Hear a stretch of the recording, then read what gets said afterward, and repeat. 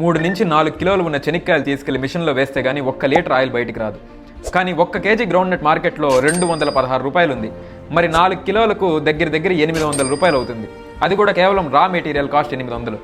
ఇంకా దాని electricity cost, labour charges, filtration cost, packaging అయ్యే ఖర్చు, storage cost, transportation cost, distributor యొక్క 5 to 10% మార్జిన్, తర్వాత సూపర్ మార్కెట్ యొక్క 10% మార్జిన్, మార్కెటింగ్ ఖర్చులు, టీవీ యాడ్ ఖర్చులు, గవర్నమెంట్కి కట్టే జీఎస్టీ, ఇవన్నీ కలిపితే ఇంకో ఎక్స్ట్రా 200 రూపీస్ ఖర్చు అవుతుంది. ఒక ఆయిల్ ప్యాకెట్ మ్యానుఫ్యాక్చర్ అవ్వాలి అంటే మీకు దగ్గర 1000 రూపాయలు ఖర్చు అవుతుంది. కానీ ఇక్కడ మనకేమో ఆయిల్ ప్యాకెట్ లీటర్ 225 రూపాయలకే వస్తుంది. ఎలా? సీడ్స్ని తీసుకెళ్లి మిషన్లో పడేస్తే అందులోంచి ఓన్లీ 30 to 35% ఆయిల్ మాత్రమే బయటికి వస్తుంది. అదే కనుక దానిలో హెక్సేన్ అనే ఒక పెట్రోలియం సాల్వెంట్ కానీ కలిపితే అందులో నుంచి 90 to 95% ఆయిల్ని బయటికి పిండొచ్చు. ఇదే ఇక్కడ వాళ్ళు వాడే మెయిన్ టెక్నిక్. అండ్ అందులోనూ వాళ్ళు ఆయిల్ అనేది కొన్ని లక్షల లీటర్లు తయారు చేస్తారు కాబట్టి అందులో చాలా వాటికి ఫంగస్ పట్టిన విత్తనాలే వాడతారు. ఎప్పుడో పాడైపోయినా, అమ్ముడుపోని ఓల్డ్ స్టాక్ను వాడతారు. విరిగిపోయినా, పగిలిపోయినా అన్ని విత్తనాలు వేస్తారు.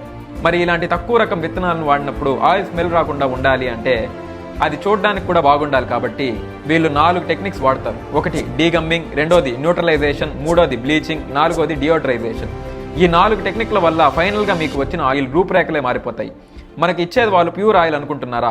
ఇండోనేషియా, మలేషియా నుంచి కొన్ని చీప్ ఆయిల్స్ తీసుకొచ్చి, అంటే పామ్ ఆయిల్ లేదా సోయాబీన్ ఆయిల్ని కానీ తీసుకొచ్చి మనం రోజు వాడే రెగ్యులర్ ఆయిల్స్లో కలుపుతారు.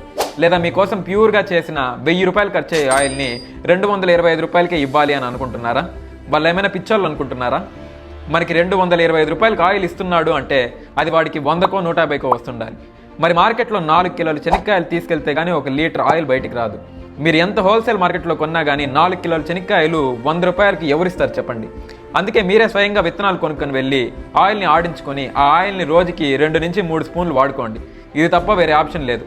ఇలాంటి యూస్ఫుల్ వీడియోస్ కోసం ఇప్పుడే మన ఛానల్ని సబ్స్క్రైబ్ చేసుకోండి.